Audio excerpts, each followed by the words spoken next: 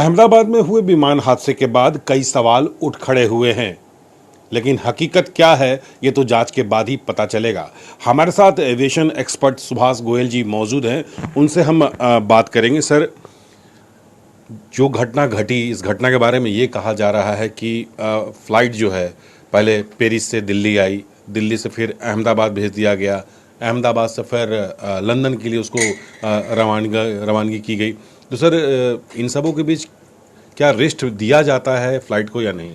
नहीं, देखिए, फ़्लाइट जैसे दिल्ली पहुंची तो बिफोर इट टेक्स ऑफ उसका कंप्लीट चेकिंग होती है और सर्टिफाइड इंजीनियर्स उसको चेक करते हैं, और जब वो ओके करते हैं उसी के बाद पायलट भी तैयार होता है फ़्लाइट लेने के लिए, और वो भी होता है। और पेरिस से जब दिल्ली आई होगी तो क्रू चेंज हुआ होगा, और इसी तरीके से जब ये अहमदाबाद पहुंची फ़्लाइट, जहाज़ जो है, जहाज़ की लाइफ काफ़ी लंबी होती है, but at a time different जहाज़ों की डिफरेंट रेंज होती है। इस फ़्लाइट की जो ये है, इसकी 15-16 घंटे की रेंज है, और बड़े आराम से दिल्ली से फ़्लाइट तो 1.25-2 घंटे लगते हैं, मैक्सिमम 2 घंटे। उसके बाद 1.5-2 घंटा प्लेन रुकता है, उसकी दोबारा ऑयल, पानी, हर चीज़, यहाँ तक कि टायरों की हवा भी चेक होती है, और उसके बाद सर्टिफाई करके ही प्लेन टेक ऑफ करता है। जो ये 787 ड्रीम लाइनर है, ये one of the world safest aircraft है। अब दुनिया की हर एयरलाइन, जो भी मेजर एयरलाइंस हैं, सबके पास ये जहाज़ है, 1000 से ऊपर जहाज़ ये है वर्ल्ड में। तो ये पहली बार है कि का एक्सीडेंट हुआ, और ये वाकई बड़े हैरान करने वाली बात है कि प्लेन ने टेक ऑफ करा, फुल थ्रस्ट के साथ टेक ऑफ करा। अगर इंजन फेल हो गया होता तो फिर ये टेक ऑफ ही नहीं करता। टेक ऑफ के बाद क्या हुआ है वो इन्वेस्टिगेट करने वाली बात है। वो इनको ब्लैक बॉक्स से, क्योंकि टेक ऑफ करने के बाद ही मेडे कैप्टन ने कहा, जो ATC एयर ट्रैफिक कंट्रोल ने सुना और कहा कि बोथ इंजन्स हैव फेल्ड। ये एयर ट्रैफिक कंट्रोल की रिपोर्ट है। तो क्या कारण हुआ है, कंप्यूटर फेल हुआ है, कोई ग्लिच हुआ है, या क्या हुआ है, ये कहना बड़ा मुश्किल है, और ये इन्वेस्टिगेशन के बाद ही पता लगेगा। सिर्फ DGCA ही नहीं इन्वेस्टिगेट कर रही, बोइंग कंपनी के भी इंजीनियर्स और एक्सपर्ट्स अमेरिका से आके इन्वेस्टिगेट कर रहे हैं। ब्रिटिश गवर्नमेंट ने भी कुछ अपने एक्सपर्ट्स भेजे हैं, और DGCA तो कर ही रहा है। और तो ये सारे एक्सपर्ट्स जो हैं, ये इसको चेक करके बताएंगे कि क्या कारण था। सर, अगर देखा जाए तो फ़्लाइट की, जैसे आपने बताया कि कैपेसिटी 12 से 14 घंटे होती है, तो जो पायलट और को पायलट होते हैं या जो क्रू मेंबर होते हैं, क्या उन्हें रेस्ट मिलता है या बिल्कुल 10 घंटे से ऊपर किसी को अलाउ नहीं होता फ्लाई करना, और उसके बाद रेस्ट मिलता है। क्रू को भी रेस्ट मिलता है, और क्रू चेंज हो जाता है। और जो बहुत लंबी फ़्लाइट है उसमें 2 सेट्स ऑफ पायलट्स होते हैं, पायलट एंड को पायलट, और वो चेंज कर लेते हैं ताकि कोई भी पायलट फटीग में ना फ्लाई कर सके। ये तो सर आप लॉ एंड ऑर्डर कानून की बात बता रहे हैं, लेकिन खबरें ये भी आती है कि नहीं, कंटिन्यू पायलट से कराया जाता है, क्रू मेंबर से कराया जाता है। बारे में I cannot comment, because DGCA ये अलाउड नहीं करता। ऑफिस से निकालने की धमकी दी जाती है। नहीं, I don't think this is correct. They can be rumours, और इसके बारे में तो मैं कमेंट नहीं कर सकता। अच्छा, जैसे फ़्लाइट जब लैंड करती है सर, तो उसके बाद क्या होता है? क्या मेंटेनेंस जो स्टाफ होते हैं वो क्या करते हैं? प्रोड्यूसर क्या होता है? क्या सारा कुछ मैनुअल होता है? फिर कैसे ये कहा जाता है कि अब फ़्लाइट पूरी तरह से ओके है, पायलट जाते हैं या क्रू मेंबर जाते हैं या फिर यात्री को भेजा जाता है? नहीं, मैनुअल तो आदमी तो होते ही हैं, बट जैसे एयर कंडीशनिंग यूनिट होता है, APU जिसे कहते हैं, पुशबैक यूनिट होता है, स्टार्टर्स होते हैं, तो काफ़ी इक्विपमेंट होता है। तो सारी टेक्निकल सपोर्ट होती है, टेक्निकल टीम होती है, और एक आदमी नहीं करता, पूरी टीम चेकिंग करती है।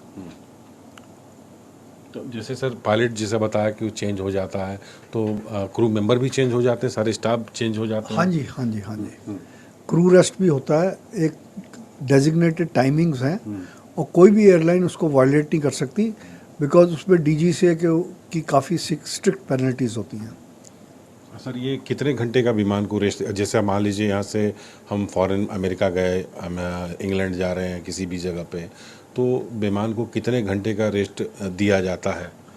नहीं देखो, जो लो कॉस्ट कैरियर्स हैं वो तो 1 घंटे में ही टर्न अराउंड कर लेते हैं फ़्लाइट को, पर जो शेड्यूल्ड सर्विसेज हैं जैसे एयर इंडिया है, ये नॉर्मली 1.5 से 2 घंटे के बाद फ्लाइट होती है, और वो सफिशिएंट टाइम होता है रिफ्यूलिंग करने का और पूरे कंप्लीट हर चीज़ की चेकिंग करने का।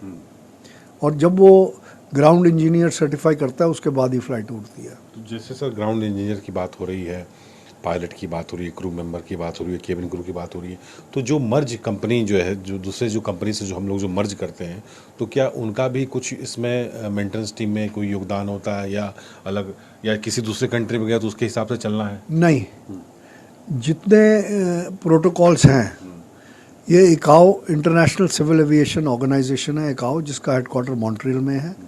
जितनी भी आईटा एयरलाइन, जितनी भी एयरलाइंस हैं, they have to follow those protocols. और इंडिया का भी अभी पीछे आईटा सेफ्टी ऑडिट हुआ था, जिसमें इंडिया, नेपाल फेल हो गया था और इंडिया उसमें पास हुआ है। तो all safety protocols and standards are being maintained by India. हादसा सिर्फ एयर इंडिया का या इंडिया में नहीं हुआ, वर्ल्ड की कोई एयरलाइन ऐसी नहीं है जिसके एक्सीडेंट ना हुए हों। अब देखिए पीछे मलेशियन एयरलाइन का जहाज़ पता ही नहीं लगा किस कारण से क्या चीज़ समुंदर के अंदर चला गया। कोई कहता है सैबोटेज है, कोई कहता कुछ है, कोई कुछ है, तो वो कंजेक्चर्स हैं, ठीक है ना। और इसी तरीके से एक मलेशियन एयरलाइन का जहाज़ अपना यूक्रेन रशिया वॉर में गलती से उनके ऊपर वो लग गया और वो लोग मर गए और डैमेज हो गया। और इसी तरीके से अभी इंडिगो का जहाज़ श्रीनगर एयरपोर्ट पे उसकी जो नोज़ थी, जिसमें सारे रेडियो इक्विपमेंट मतलब होते हैं सेंसिटिव इक्विपमेंट्स, तो वो डैमेज हुई, पर पायलट ने लैंड कर दिया और उसके पास he had reach the airport, तो सारे पैसेंजर बच गए। तो ये तो चांस की बात है, और बाकी सारे पैसेंजर्स ख़त्म हो गए। एक पैसेंजर बच गया जो 11A एमरजेंसी सीट पे बैठा था, वो झटके से उसकी दरवाज़ा खुला और वो वहाँ पर कर गया। तो कहने का मतलब ये है कि जाखो राखे साइयाँ मार सके ना कोई, तो वो बच गया। तो मेरा कहने का मतलब ये है कि ये सिचुएशन जो भी है ये तो इन्वेस्टिगेशन के बाद पता लगेगी।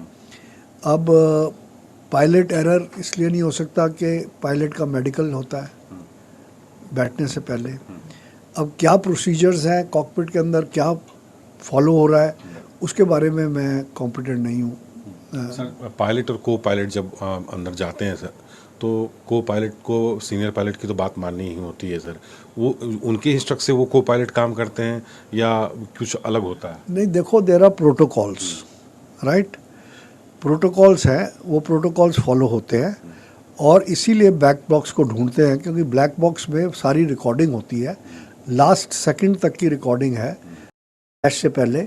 और ब्लैक बॉक्स ना तो आग से जलता है ना समुंदर में गलता है, तो इसीलिए ब्लैक बॉक्स की एनालिसिस के बाद और जितने एक्सपर्ट्स हैं उनकी एनालिसिस के बाद हम किसी कंक्लूजन पे पहुंचेंगे। मैं यहाँ से बैठा हुआ कुछ कहने के लिए, I think it's not correct.